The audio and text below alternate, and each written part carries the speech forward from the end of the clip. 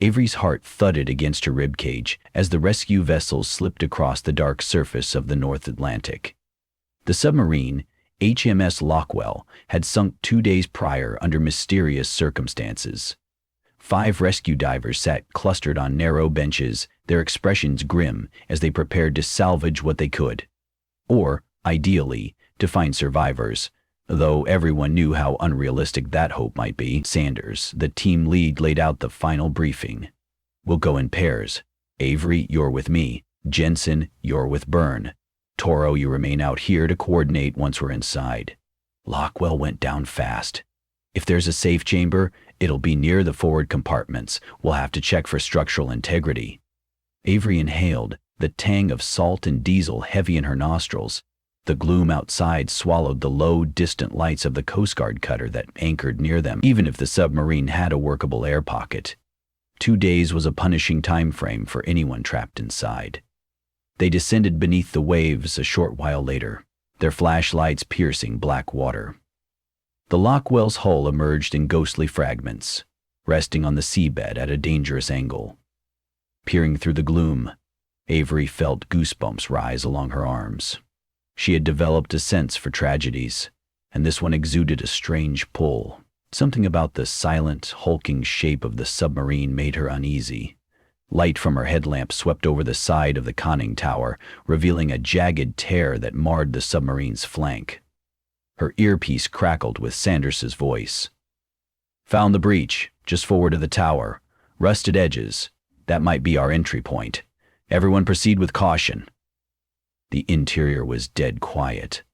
Their metal tools clanged against steel. Loose wires, twisted panels, and drifting fragments filled the passage. Each beam from their lights revealed a new horror. A battered oxygen mask, a shoe still laced, flecks of blood. With every step, Avery felt the pressure of the ocean beyond the thin hull. They began systematically checking compartments. Air pockets, though unlikely, would be the only chance to find any living crew. Through a half-flooded passage, Avery spotted a series of letters scrawled across the wall. She tapped Sanders on the shoulder and pointed. The words were black, elongated, as if scratched by something sharp. They read, "Water everywhere. No time left." Avery's throat went dry. Messages inside a submarine were not unusual, especially if the crew tried to leave hints or final statements for any rescuers. But the frantic scrape of the lettering and the sloppy craft suggested all semblance of calm had collapsed. Why carve it here, so close to flooding? Sanders took a steadying breath. "We should keep going. The control room is up ahead." He advanced, beckoning Avery closer, and they squeezed through a buckled hatch, the water swirling around their calves. Flotsam floated in the dark corridor. Another set of scrawled lines covered the next wall. Each letter was scraped into the metal, the edges rusty. It read, "The dark is alive. Don't listen to it." Below it lay an ominous smear of dried blood, as though someone's forehead had been pressed there. Avery heard her breath catch in her dive mask. She looked to Sanders. Through his visor, his eyes were stark. Neither said a word, and they pressed forward. With each step, the water rose, its freezing chill soaking them through. The only comfort was their suits and the constant hiss of oxygen. Meanwhile, Jensen's voice crackled over the comm. "Byrne and I reached the midship. It's a mess. Wire shorted out. Evidence of electrical fires. Hull integrity is questionable. We've got one body. Doesn't look like it's been disturbed by sea life yet. Must have been behind a sealed door." A quiver of reality rushed through Avery. There were definitely no survivors here. Silent dread settled in. She reached for the hatch that led to the control room, fighting the swelling water to push it open. The door hissed as it broke free of its warped frame. A stench assailed them, not quite rot, perhaps something sour from extinguished electronics, and the stale air that died in days of confinement. Several overhead lights flickered, unbelievably still receiving a trickle of power from the submarine's backup batteries. Loose cables sparked, sending arcs of white illumination across the chamber. The control area was cramped. Torn seats, shattered control panels, and fallen cables lay everywhere. A single figure slumped against the bulkhead, his face turned away from them, hair drifting in the water's slight current. Avery steeled herself, signaled to Sanders, and they approached. The man's hands grasped a piece of metal as though he'd tried to scratch something moments before he died. His uniform identified him as Lieutenant Hoffman. The front of his coat was covered in brownish stains. There was a deep gash across his wrist, but no water had diluted the blood. That suggested the flooding reached this compartment only after he died. Sanders swallowed. We need to see if he wrote or left anything. They tried prying the chunk of metal from Hoffman's fingers. Upon freeing it, Avery noticed that his left hand still pointed toward the bulleted steel of the wall. She followed that gaze and saw more scrawled words. Mind where you step. He leads us into despair. An involuntary tremor rippled across her shoulders. Hoffman's eyes were half open, glassy. She forced herself not to stare at them. Instead, she looked at the message again, trying to decipher who he might be. The sub's commanding officer? Or something else taken from their unraveling minds? She didn't know what to think. Sanders gently pushed Hoffman's body aside, scanning the rest of the wall. More carved sentences fanned outward in different handwritings. He won't let us sleep, and I hear the pounding in the hall. No one believes me. The last one read, The walls have ears. Avery's stomach churned. Each note implied a creeping paranoia. While submariners were trained for stressful conditions, something had triggered a psychological breakdown that spread like an infection through the crew. With or without survivors, she sensed they would carry these words with them long after they surfaced. They pressed on, stepping gingerly around broken control boards. Sanders gestured to a hatch below the console's remains. That leads to the lower bunk compartments. We'll check there. If there's an air pocket, it'd likely be in the bunks or the engine room near the stern. They pried the hatch open, slid down a short ladder, and emerged in a partially dry corridor. A single overhead bulb flickered, casting everything in an erratic light. The submarine's internal temperature felt cold and clammy, though still above the outside ocean's frigid degrees. Avery's ears popped as she took in the pressure difference. Muffled static from the comms told her Jensen and Byrne might be in a different section, possibly too far away for a clear signal. Sanders signaled for her to keep moving. The corridor's walls here were drier, making the messages on them more legible. She was disturbed to see that some writing had been done in what looked ominously like dried blood. She tried not to let her mind linger on that detail. The next door led into a narrow bunk room. Additional scribbles covered the walls. Tick-tock, and get rid of him. Then, scrawled in massive letters along the far bulkhead, we have no captain now. Scattered personal belongings floated around the room.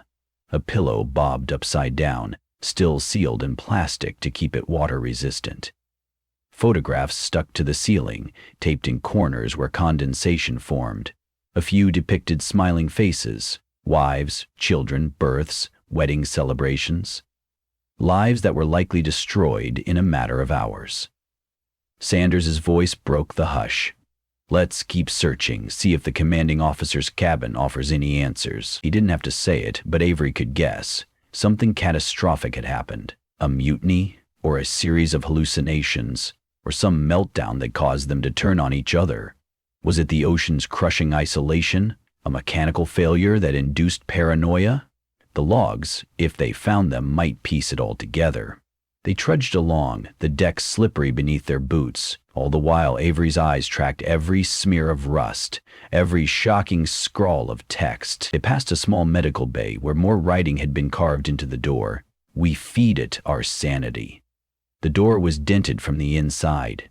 She could see how someone had slammed against it, desperate for release.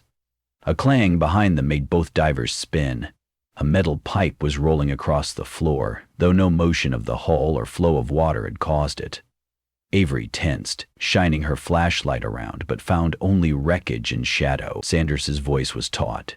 Might have been a shift in the sub's angle. Let's not jump to conclusions. He said the words, but his tone betrayed unease. They continued onward. The commanding officer's cabin was half flooded, the water rising to Avery's knees. A small desk had been overturned. A logbook, now waterlogged, lay strewn across the floor. She carefully picked it up. The front cover read, Captain R. Gall. Personal logs. The pages clung together, dripping. Her gloved fingers peeled them apart. Faded pencil lines revealed entries. The text blurred in places. Sanders's flashlight lit the pages, and she read, Another day under. The men seem uneasy. The sonar readings are strange, not sure if it's interference or something else. Avery turned more pages, scanning quickly. 5th day. Crew complaining of hearing tapping on the hull. I dismiss it as no external contact is likely at these depths. A more recent entry. 7th day. XO reported nightmares every night. Says the submarine is talking. Crew is unsettled. The final words jutted before pages ended in water damage. Something is here with us. I hear it too. A cold trickle ran along the back of Avery's neck. She swallowed, her heart pounding in the oppressive stillness. So the crew, from Captain Gall down to the lowest rank, had succumbed to a shared fear of some presence in the depths. A mass delusion. Was easy to imagine the claustrophobic hull amplifying their anxieties until reason vanished. Sanders took the logbook from her unsteady hands. We'll get this back for analysis. Let's see if the captain's quarters have...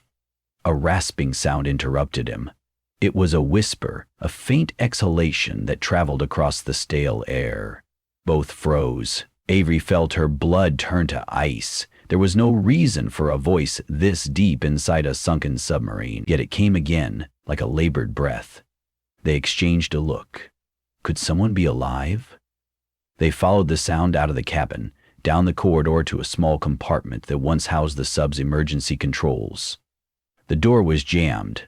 Sanders put his shoulder into it, forcing it open. Water sloshed as the door gave way. The compartment was dark except for Avery's flashlight. In the far corner crouched a figure, half submerged. At first, Avery thought they were dead. Then she saw the faint flicker of movement, a trembling hand raking across the wall. The figure wore a tattered uniform, face obscured by damp hair. Slowly it lifted its head, revealing sunken eyes that looked more corpse than human. Sanders flicked on his external speaker, voice echoing through the compartment. We're rescue divers. We're here to help. The figure twitched, its lips parted, revealing cracked skin. Avery stepped closer, ignoring her own trembling fear to check for vital signs. The man's pulse was alarmingly weak but present. His eyes focused on Avery, as though he recognized her from some half-remembered dream. Words tumbled from his mouth, nearly inaudible. He never left. He's in the walls. Avery gently touched his shoulder. Who's in the walls? Captain Gall? His eyelids fluttered. He's all around, on the outside. He wants us. Then his voice dissolved into ragged gasps. Sanders signaled for them to surface with the survivor. Even if his chances were slim, they couldn't abandon him. But as they tried to lift him, the man rasped, No, don't go that way. Don't trust him, any of them. Suddenly, a tearful moan escaped his lips as if memory struck him, and he turned back toward the wall. Another scrawled phrase glared back at them. The air is lying to us. Avery inhaled sharply. The man must have spent endless hours locked in this compartment, slowly losing his grip. Sanders pressed the comm button. Jensen, Byrne, we found a survivor. We're bringing him up. Static met the transmission. He tried again. They only heard fluttering white noise. Comms might be shot in this section. We'll just have to do it ourselves. They coaxed the man to standing, supporting him under each shoulder. With shaky steps, they moved back into the corridor. Water lapped at Avery's thighs now. The submarine must have shifted further. The hull creaked. The idea of being trapped in a sinking steel coffin spurred them forward. They reached the ladder that led back up to the control room. A harsh scraping suddenly reverberated through the hull. For half a breath, Avery was sure it sounded like nails dragging across the outer metal. She forced herself to keep calm. Their priority was to find a safe exit. The corridor behind them groaned ominously, and the deck pitched downward. Hurrying, they wrestled the hatch open. The control room was half submerged. Bubbles of escaped air rose around them. Dead overhead lights flickered in and out, creating swirling shadows. As they dragged the survivor forward, Avery noticed in the corner, as if newly illuminated, the submarine's main console free of water. She thought she saw a shape lurking there, but the lights dimmed again, revealing only an empty seat. Her own mind was playing tricks. A violent lurch pitched them off balance. Water poured in through a ruptured section of hull. Their path back to the entry breach was quickly closing. They fought to keep the man's head above water. His eyes rolled back, and he muttered incomprehensible fragments. The rush of water created a thunderous roar, shaking the entire chamber. Avery felt her eardrums pop again, nausea flaring in the chaos. Sanders pointed up. That was the route, the open path near the conning tower. They had to climb the crooked corridor to the damaged section of hull. Waves of water threatened to pull them down, but they forced their way upward. In the final passage, the walls were covered in more frantic messages. Avery forced herself not to read them, even as her flashlight revealed words that jumped out like malevolent warnings. Stranded in blackness, and the captain sees you. She refused to let them sink into her mind. She just had to survive, to get out. That's all that mattered. Water surged around her waist, chest, neck. She sensed the submarine tilting sideways. Her heart hammered as the pressure in her ears mounted. The ocean wanted them, refused to relinquish them. Then, in a flicker of fleeting luck, she saw daylight streaming through the jagged breach. She glimpsed the watery twilight outside. Sanders motioned for them to activate their diving gear, ensuring the survivor could breathe as well. They donned their mouthpieces, tested the valves, then carefully attached a spare regulator to the man's face. His eyes were glazed, and Avery prayed they could manage to get him to the surface in time.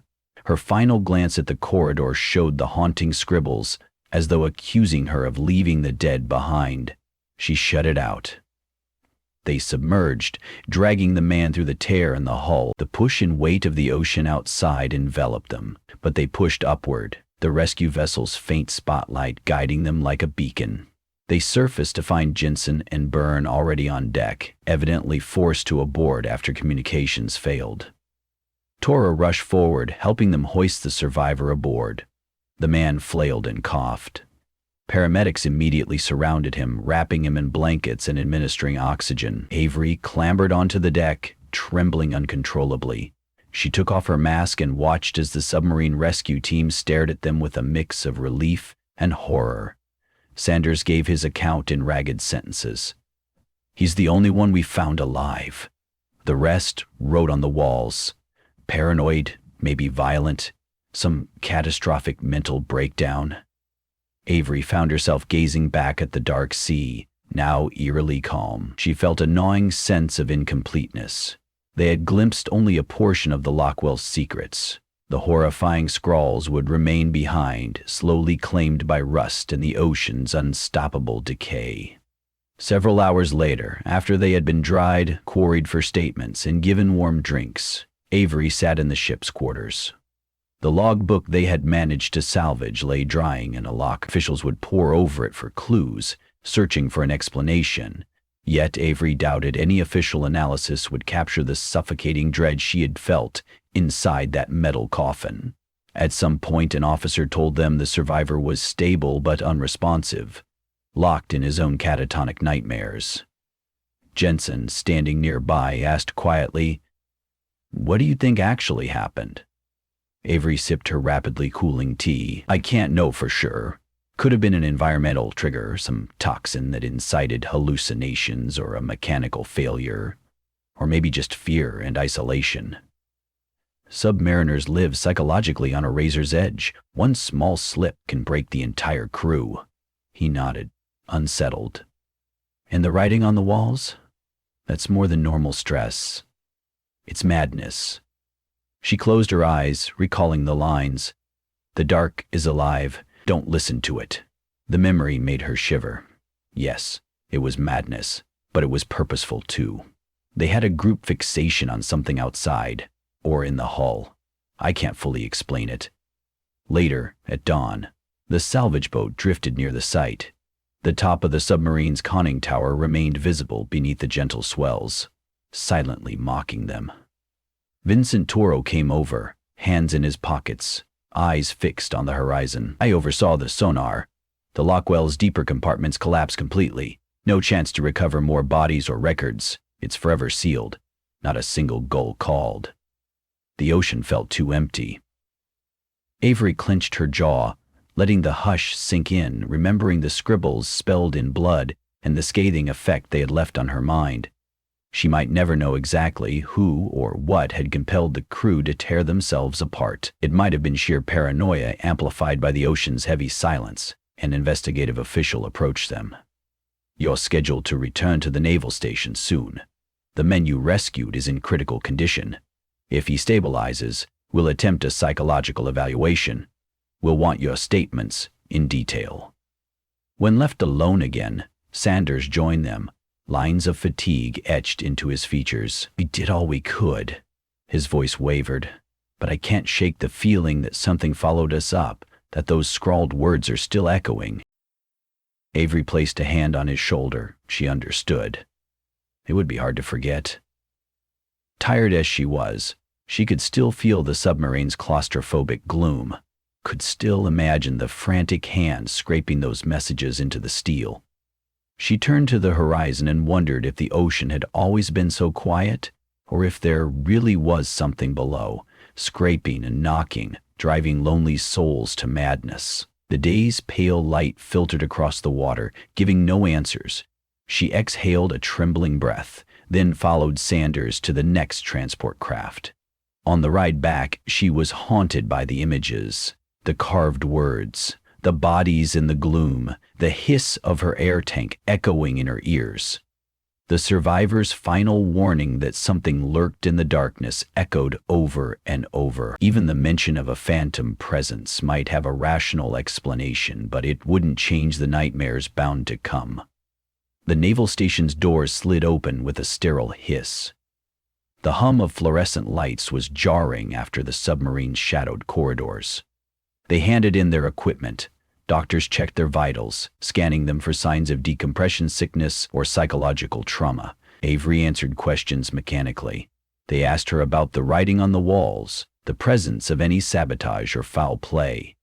Every detail squeezed her chest tighter. She lay in a cramped bunk that night, white sheets drawn around her.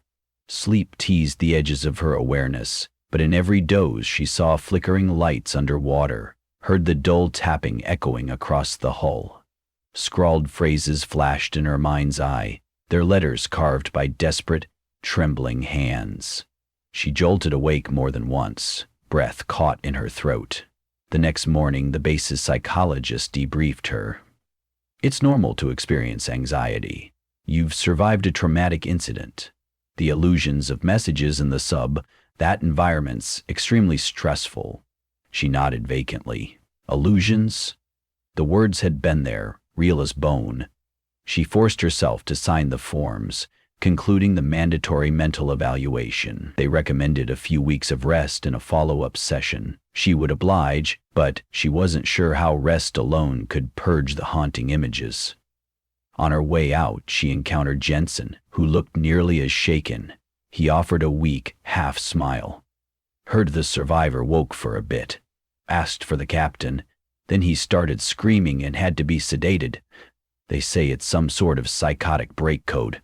He keeps mumbling about the Lockwell's walls. Avery's stomach churned. She pictured the man's wide eyes again, his frantic warnings. She wondered whether time and therapy could ever restore him. She felt an impulse to find him, assure him it was over, or at least that he was safe.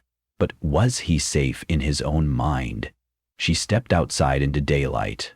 A soft, salt breeze drifted in from the ocean, but it failed to soothe her. Part of her wanted to board a plane, far, far inland, never see a submarine again. Instead, she forced her feet to the shoreline, gazing at the water's endless expanse. Down there, the Lockwell lay rotting, her walls covered in the frantic scrawl of a doomed crew. She remembered the lines that rung most in her ear. "The dark is alive. Don't listen to it." She closed her eyes and made a silent promise to herself. She would never let the ocean break her spirit. Yet something gnawed at the back of her mind, an echo of the words etched onto those metal walls. It was as if a fragment of that terrified desperation lingered somewhere deep in her subconscious, a haunting testament to how fragile reason can be in the black void of the deep. Behind her, the clamor of the naval station continued, crews departing on new missions, equipment clattering along metal decks. Life moved on, indifferent to the secrets that had been submerged. But Avery couldn't deny that something in the darkness of the Lockwell had left marks not only on steel walls, but on everyone who stepped within.